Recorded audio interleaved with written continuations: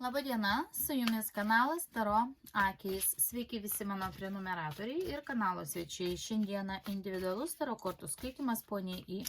Dėkuoju ponia I. Na, jūs kaip du vardai I ir K, kad ne pirmą kartą į mane kreipėtės ir šiandien žiūrėsiu atsakymus Taro kortomis į visus jūs dominančius klausimus. Pirmiausia, jūsų klausimas yra toks, ar jūs galite savo sesiai viską išsipasakoti.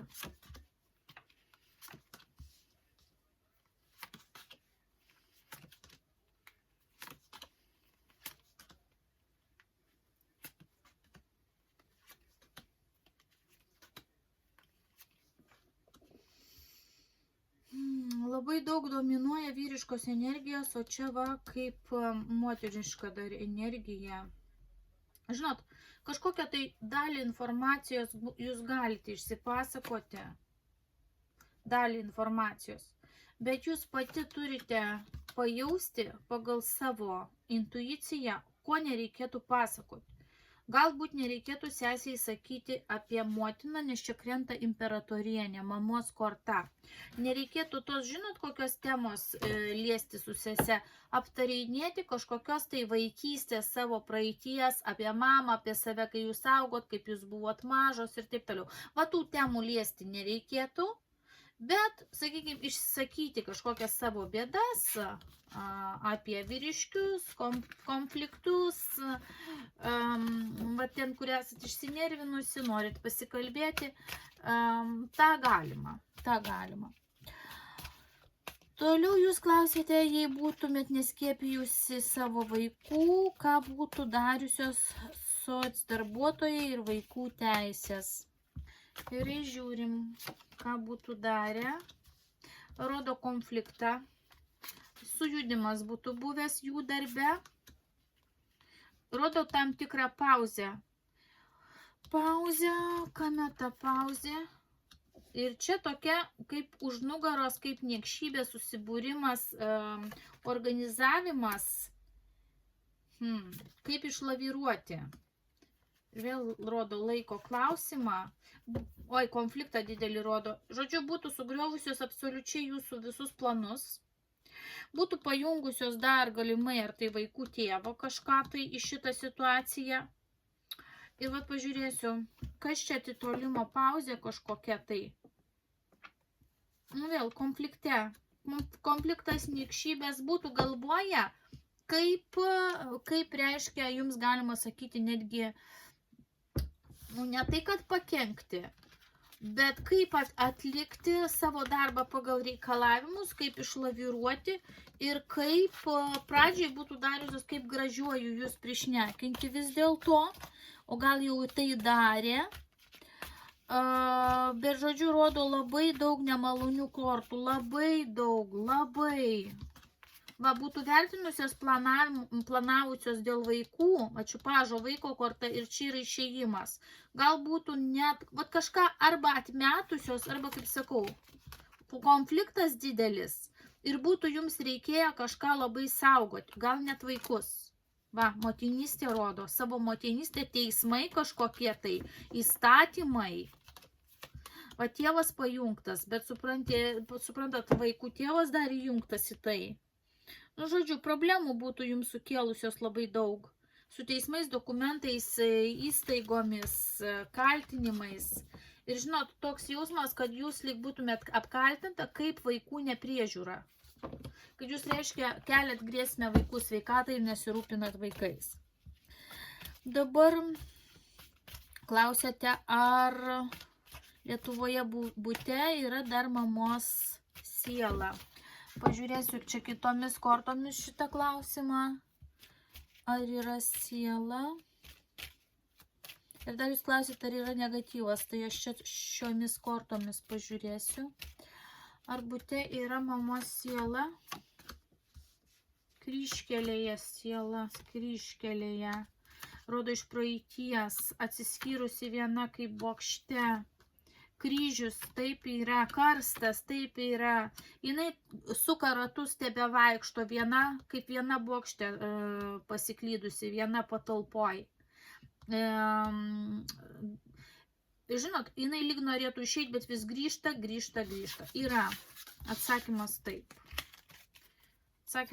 Dabar klausit, ar apskritai pas jūs yra negatyvas. Ar yra negatyvas, kurį kažkas jums siunčia, daro. Vėl pirmoji korta. Vėl iš praeities tai tęsis. Yra kryžius vėl. Kryžkelė ir kryžius. Ir karstas vėl kartojasi. Ir medis. Įsitvirtinęs negatyvas. Iš praeities įsitvirtinęs stiprus negatyvas. Žiūrėkite, jums jau, kaip matot, kryžius ir karstas. Dar ko čia trūksta. Dar jeigu uola būtų, jau kaip ir būtų, kaip antkapis uždėtas. Dar galima negatyvo jums atsikratyti. Bet taip, negatyvas yra. Kalba, va čia valdininkų korta, pinigai kryžkelė, kalbos, apkalbos ir dar giminiai įsišaknyjimas per kažkokią tai giminės liniją. Per vaikus tai gali būti jūsų vaikų tėvas. Tai gali būti vėl kažkokie tai žmonės, kurie gali būti netgi giminaičių. Didžiausias negatyvas iš jūsų ar jūsų vaikų giminaičių pareina. Taip, toliau jums svarbus klausimai. Ar galit pasitikėti, klausėt, socialiniam darbuotojom? Ar galit pasitikėti socialiniam darbuotojom? Ne. Magas, manipuliatorius? Ne. Oi, ne. Ne. Jokių būdų. Jokių būdų, jos toj rodo įstatymus, toj jūsų motinystę suvaržo, toj viską. Oi ne, čia įstatymai, dokumentai, supraskit, jūs esat savo šeimyniniai situacijai, o jos yra darbe. Jos yra jums nedraugai, jos yra žmonės, kurie vykdo savo pareigą savo darbe. Jos gali naudoti manipulacijas, čia yra taurė, negana to dar yra iliuzionistas manipuliatorius šalia su emocijos, o jums rodo, ką daryti atsiskyrėlis, atsiskirti ir išminti, čia yra išminčius atsiskyrėlis. Kuo šalčiau elgtis ir labai racionaliai ir atsargiai, pasitikėti negalite. Ko nepasakot, sakėt? Va, tradiciškai, rodo tradiciškai nepasakoti apie savo šeimą, apie savo pojūčius, apie savo praeitį, kažkokie tai dokumentai, karminiai reikalai, va, velnio korta. Bet kažkokių savo baimių nepasakokit, nestabilios emocinės būsenos nepasakokit, va, tokių dalykų nepasakokit, negalima. Jie kaip tik kabinsis už tokių dalykų, kad va, jūs savo norų pripažinot kažką, tai nereikia. Jūs gali per emociją, suprantat, išvesti, išgauti iš jūsų informaciją, tos, kuri reikalinga jiems. Jie iš tikrųjų nejaučia jums nei meilės, nei prisirišimo, nieko. Tai yra tiesiog jų darbas. Būkite atidi.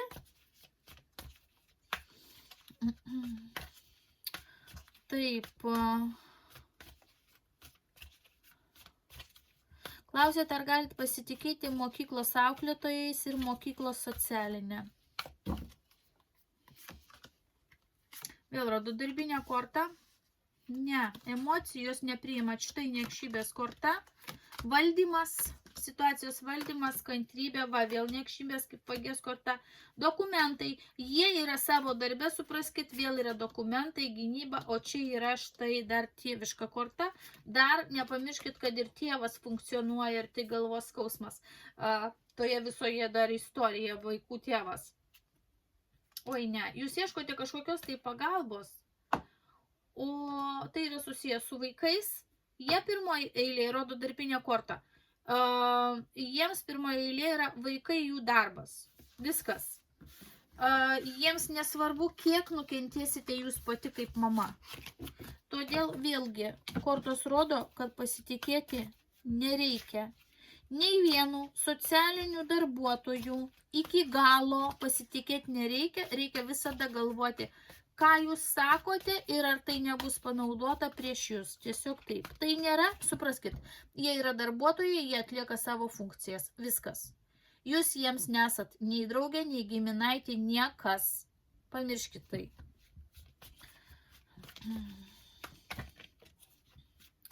Klausėte, ar mokykloje mokytojos šaukia ant jūsų dukros.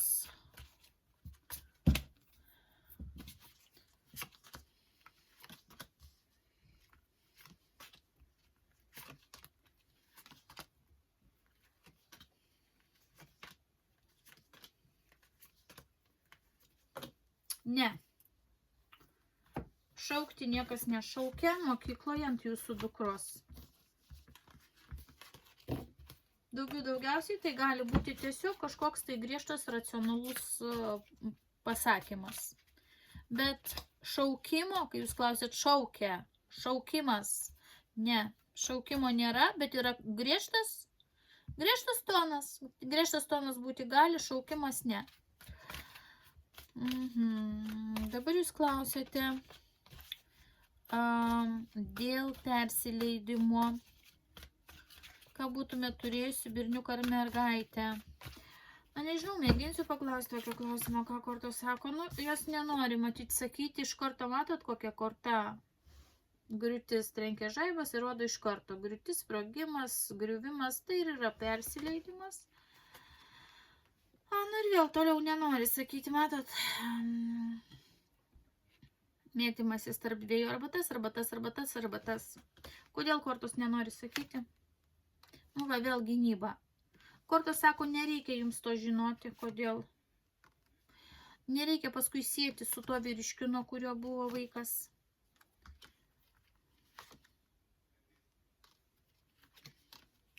Seksualiniai santykiai, emocijos. Nereikia emocionuoti. Tai paveiks labiau jūsų įsivaizdavimus, psichiką, emocijas, šitas negimęs vaikas. Ir nereikia įsivaizduoti, kas jis buvo. Taip kortos jums patarė. Bet labiau žinot, kas tikėtina, kad tai berniukas. Labiau tikėtina, kad tai berniukas. Dabar taip toliau.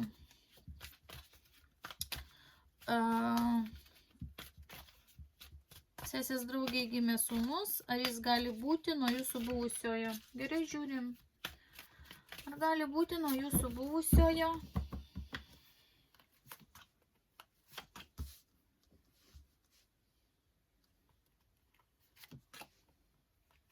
%50, kad gali, matosi iš karto.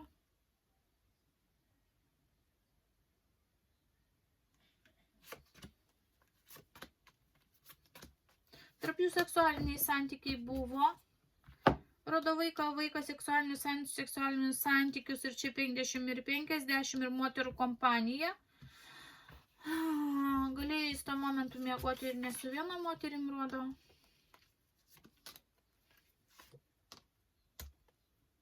Ir rodo tradiciškai. Dabar žiūrėkit. Ar jisai, aš nesupratau, turi su ta moterį daugiau vaikų? Nes rodo tradiciškai. Gali tradiciškai pilnai eiti vaikas pagal jį. Ta pati tradicinė linija rodoma. Vat pagal, kortos rodo, pagal tradiciją. Tai jeigu ta moteris jau turi nuo, pavyzdžiui, jūsų vaikų tėvą, jau vaiko iš anksčiau, tai pilnai gali būti jisai vėl, kaip tradicija, reiškia, kartojama. Bet 50% pilnai rodo, kad gali jisai būti.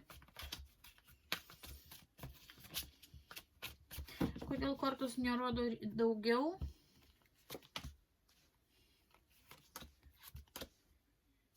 Nes tai rodo aukštesnio lygio. Reikia aukštesnio lygio tyrimų. Sprendimo reiškia, rodo dokumentus, reikalingi dokumentai. Vis vien, bet kokiu atveju reikalingi dokumentai.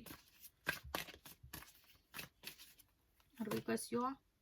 Rodo neštą kaip įsipareigojimą, tai gali būti jo. Taip, daug tikimybės, kad gali būti jo. Toliau. Pažiūrėsiu, Ar tuo pačiu, kodėl kortos nemato, ar tuo pačiu metu šita moteris turėjo intymius santykius ir su kitais vyriškiais?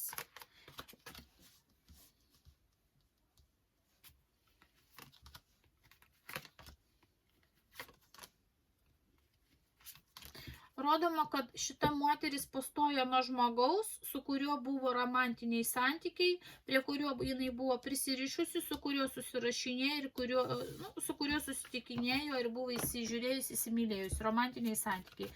Tai jeigu toks laikotarpis buvo su juo, su jūsų vaikų tėvu, tada pilnai tikimybė, kad tai galėjo būti jis.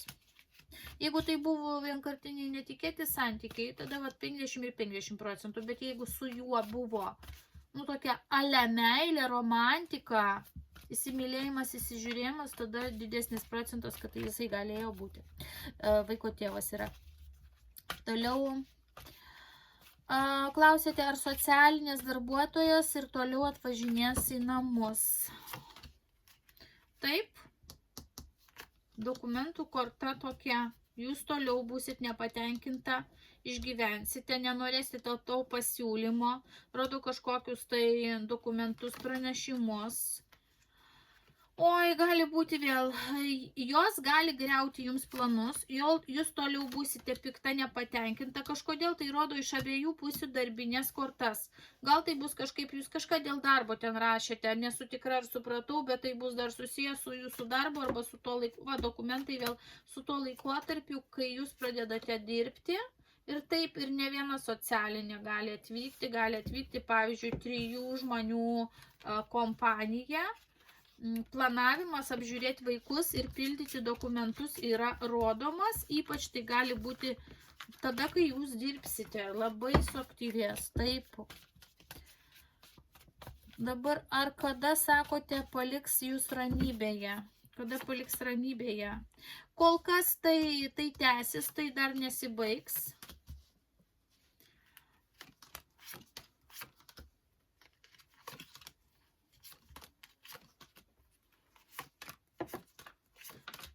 Paliks ramybėje ir tai gali rečiau jūs apžiūrėti, jeigu jūs pakilsite kažkokį tai jų lygį ir pagal įstatymus vykdysite, ką jie tikisi, ką reikalauja arba ką rekomenduoja. Klausite, kada sūnus pradės aiškiai kalbėti, kada jūsų vaikas pradės aiškiai kalbėti. Nurodo mokslą, atidumą, jėgą. Jisai pradės aiškiai kalbėti. Pirmiausia, kortos sako, po to rodo, ar tai jūsų sesė. Gal jinai padėtų, jeigu yra šalia. Jeigu ne, šiaip rodo kažkokią tai moterį, pedagogą, logopedą, informaciją. Žinot, jisai pradės aiškiau kalbėti, rodo kortos greičiau negu tikitės.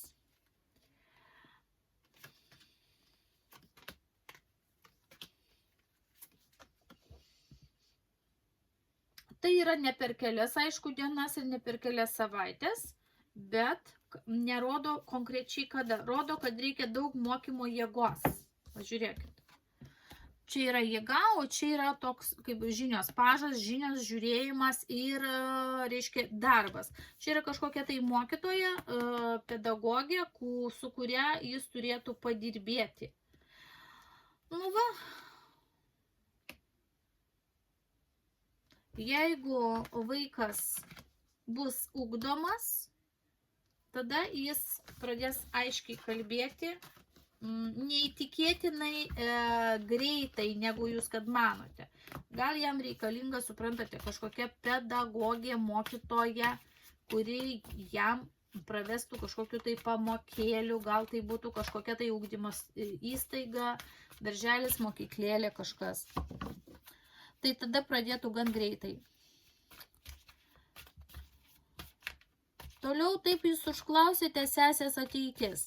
Aš negaliu, suprantate, dabar apie kitą žmogų, plačiai jos gyvenimą žiūrėti, bet aš, kadangi paklausėte, bendrai kortas pažiūrėsiu, sesės ateitis. Čia ne sesė kažkokia tai moteris, vyriškis, įtaką darys irgi vyras, santykiai, pakibę. Sesė turės kažką aukoti, jaus trūkumą kažkur, tikėsis kažkokių tai perspektyvų, pas sesę grįž seni dalykai, paskui kažkur bus pauzė ir suvaržymai, ir štai pati sesė iškrenta. Nuo jos pačios labai viskas priklausys, kokia bus ta jos ateitis. Ką jinai aukos, kur jinai įsivels, rodo, kad jinai bendraus dar su kažkokiam tai moterimis, ypač per nuotolį. Gaus mainai kažkokių finansinių dalykų, bus su vyriškiu tradiciškai. Ir būtų gerai, kad jinai nesiveltų į kažkokius neaiškius santykius, paslaptis arba į neaiškius dokumentų pasirašymus, nes tada nukentės. Bet kokios sutartis, bet kokios, kur reikia dėti parašą, jūsų sesuo turi būti labai atidi. Tai yra nuo santokos iki pinigų, kreditų, dar kažkokių tai dalykų. Tai tiek pažiūrėjau labai trumpai, kadangi prašėte, nors žadėjau iš vis išmestą klausimą, nes tai yra ne apie jūs, ne apie jūsų šeimą. Čia yra atskiras užsakymas, jeigu jūsų sesuo nori apie savo ateitį, tai jinai turi pati parašyti, nusipirkti konsultaciją ir tada surašyti visą eilę klausimų, kurie domina ją asmeniškai.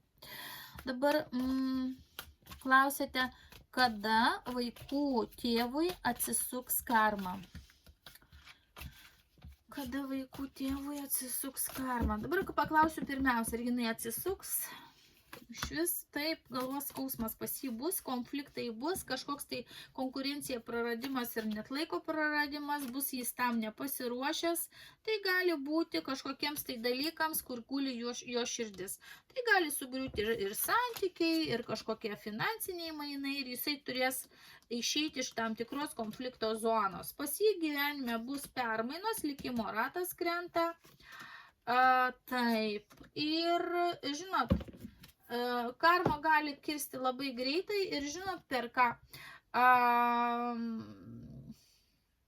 Per intimumą, santykius, per, suprantate, čia rodo potenciją, seksualinius santykius.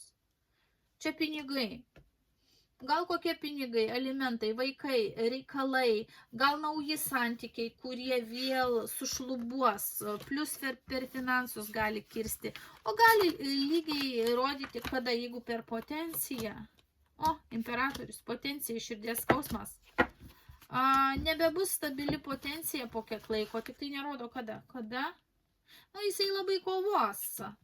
Bet potencija jam gali susilpnėti apie 40%. Po kiek laiko? Rodo kažkokius dokumentus. Karminė korta rodo. Jėga. Trūks jėgos. Trūks potencinės jėgos kažkokios.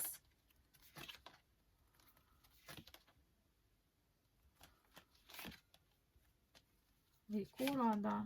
Nusivylimus. Vėl seksualumo trūkumą. Žodžiu, bus nebepastovus jo seksualinis pajėgumas. Va per kur gali dar karma jam kirsti po kurio laiko.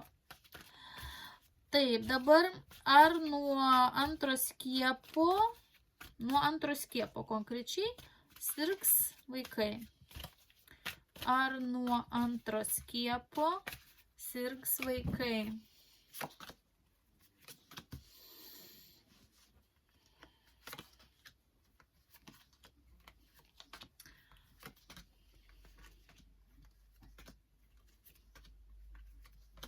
Žinot, kaip vaikai sirgs, bet ne nuo skiepo.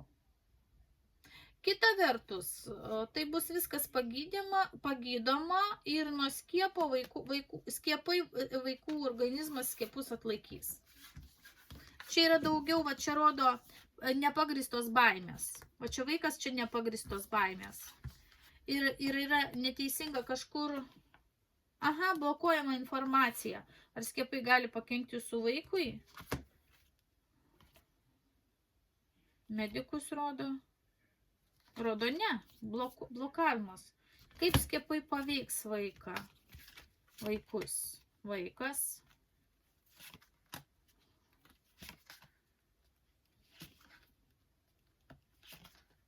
Suprantat, iš pradžių rodo kaip nematomas toks kaip...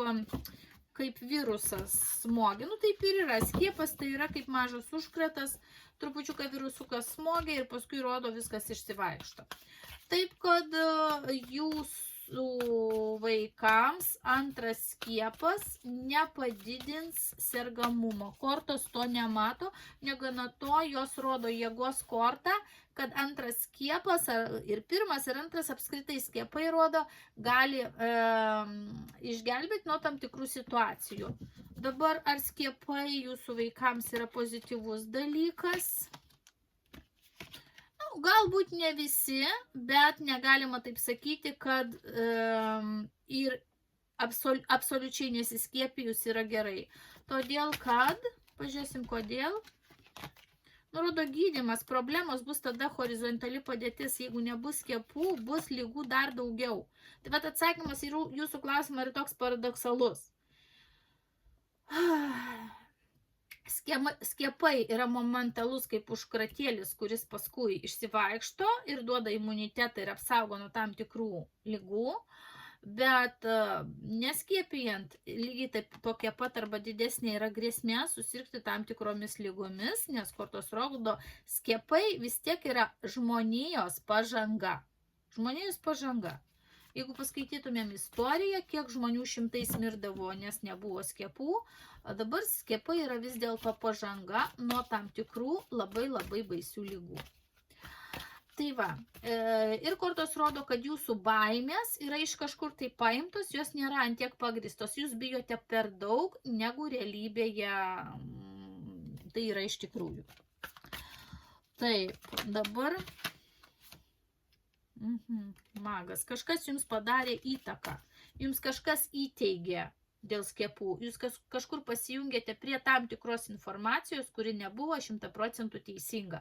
Jinai galėjo būti, suprantat, kažkuria dalimi teisinga, o toliau apvilkta į melo skraistę ir netiesa. Buvo pateikta, neteisingai pateikta. Suprantat, skiepų nauda vis vien yra didesnė negu žala.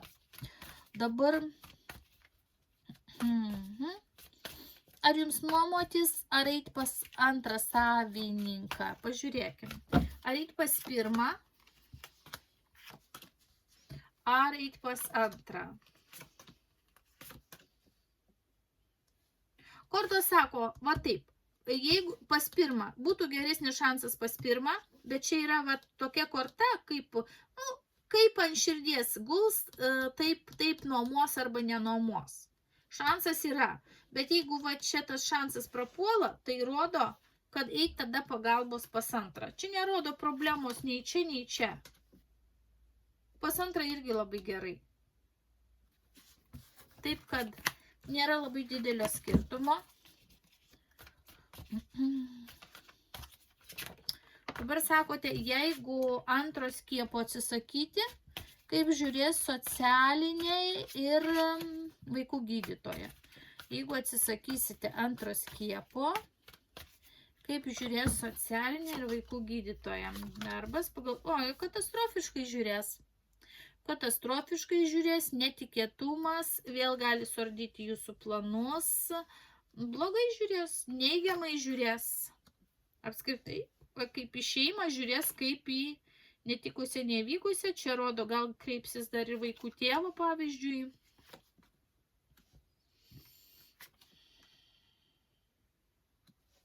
Laikysi savo pozicijos, kad skiepytis reikia. Ir dar paslapčia kažką darys. Jums rodo pauzę, apribojimą nuo kažko. Ir dar pabaigoje rodo galbūt jūsų seserį, jūs turėsite, jeigu neskiepysite, dar ir iš sesers kažkokių, tai, sakykime, įtakų ar komentarų.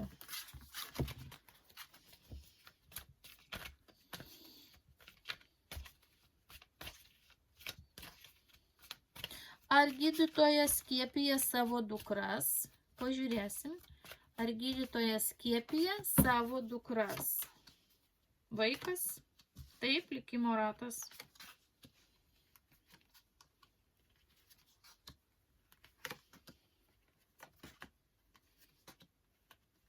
Jėgos korta, sveikatos. Dabar aš pasakysiu taip. Gydytoja savo dukras skiepija, bet jinai, rodo, skiepija kitaip negu jūs. Gal jinai, pavyzdžiui, skiepija dar papildomai tam tikrus skiepus, kurių neskiepijate jūs, arba jinai pakeičia, sakykime, alternatyvas randa dar kitų skiepų, kiek skiepyti, daugiau, mažiau. Pavyzdžiui, jūs kaip pacientas einate pagal tam tikras nustatytas normas, o jinai kaip gydytoja žino, galbūt kurie skiepai, gal jinai kokius, pavyzdžiui, dar papildomus perka, brangesnius, primoka. Pagal savo specifiką jinai renka geriausias situacijas ir kad ir mokamus brangius skiepus irgi savo vaikui. Va, iškrito pinigų, matot, pirkimas, davimas. Tai va, gal jinai skiepija, pavyzdžiui, vietoj tų, kurie nemokami, geriau jinai ten primoka kažkokį dar kitokį skiepą, galbūt dar geresnį ar dar papildomų skiepų perka. Dabar... Ar 4 metų mergaitės sveiki dantukai, klausėt? Vėl tokia katastrofa. Jie, matyt, situacija pasikeis. Net jeigu šiandien yra sveiki, ateityje bus nesveiki. Ir susitarimo, va, medikų, matot, va čia yra tokia medicininė korta. Ir kortos rodo, kad jums teks pakeisti planus ir medikams parodyti. Jeigu dabar sveiki, ateityje bus nesveiki ir tie dantis vaikui gali gesti. Taip rodo meistrą. O jūs nenorit vesti pas meistrą arba negalite. Galbūt dėl skiepų arba neskiepijimo negalite, bet reikėtų neriboti vaikų ir nereikėtų bijoti. Čia nėra tokie baubai tie skiepai, kaip jūs esate iš kažkokių, iš kažkur rodo, kad atplaukia pas jūs informacija, kuri nėra visiškai teisinga. Ir jums yra įteikta kažkokia tai informacija dėl skiepų, kuri dalinai yra iškreipta. Tiksliau, didžiąją dalim yra iškreipta. Va. Jums reikia skiepyti, savo vaikus rodo. Ir jokių baimių neturėti. Nes ar jūs skiepysit, ar jūs neskiepysit, vaikai tam tikromis lygomis vis tiek sirgs. Taip. Tačiau, suprantat, kai kurios lygos gali būti pražūtingos vaikui nepaskiepijus. Tam ir yra skiepai, kad apsaugoti ateityje nuo tam tikrų lygų. Taip rodo jums kortos, dėja. Ar dukrą toliau leisti į karatė, ar į plaukimą? Gerai, ar vaiką leisti į karatė, žiūrim. Ne, rodo pasikeitimus. Perėjimą rodo. Ne, vaikas nenori. Duoti vaikui pasirinkimą. Tegu eina vaikas ten, kur jisai nori. Įsiklausykite į vaiką. Angelas trimituoja, reiškia, čia reikia jums iš šitos kortos klausytis. Klausykitės, ką sako vaikas. O dabar pažiūrėsim, ar į plaukimą yra tinkamas variantas. Ar eiti vaikui į plaukimą yra tinkamas variantas. Ar eiti vaikui į plaukimą tinkamas variantas? Nepasakyčiau, kad į plaukimą tinkamas irgi variantas. Pamėginkit paieškoti dar kažkokios tai dar vienos alternatyvos. Galbūt jinai, nieks nesako, kad jai neiti tą plaukimą, tegul pabando. Jinai turi, kortos rodo, kad jinai turi pabandyti savo kailių. Savo kailių. Tegu pamėgina.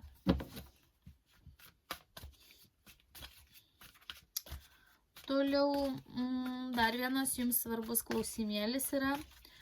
Ar dukros užmirš lietuvių kalbą? Per laiką. Va čia yra laiko korta, atitolimo korta, vienišiaus korta. Jeigu bus jos neugdomos, namie nekalbėsit su jom lietuviškai, va čia rodo mokymai, apmokymai. Jeigu pokalbių nebus, va čia jūs kaip motina krentate. Va čia rodo, matot, prisimenat kortą, angelas trimituoja, girdėjimas čia yra. Jeigu jos negirdės tos lietuvių kalbos, tai taip, vėl rodo ilgą laiką, kantrybę, tradicijos, vaikai. Žodžiu, reikėtų palaikyti, rodo palaikyti, neprarasti. tiek, kiek jos moka šiandien, jos turėtų mokėti. Reikėtų palaikyti tą tradiciją. Nes paskui, nėra taip, kad jos visai pamirštų, net jeigu jos niekada nekalbės. Ta kalba, jinai jau yra juose. Ir jeigu reiks ją atgaminti, jinai lengviau atsigamins, negu kad iš naujo mokytis. Bet rodo, kad per laiką gali smarkiai primiršti. Todėl reikėtų puoselėti ir kalbėti namuose tą lietuvių kalbą. Ir pabaigai jums kortų patarimas. Ir ką jums atkreipti dėmesį. Į šeimą, finansus, savo šeimą, finansus, hierarchiją ir žiūrėkit, netikėtumus, neikite konfliktus, jums dažnai šiandien labai dažnai krenta bokštas.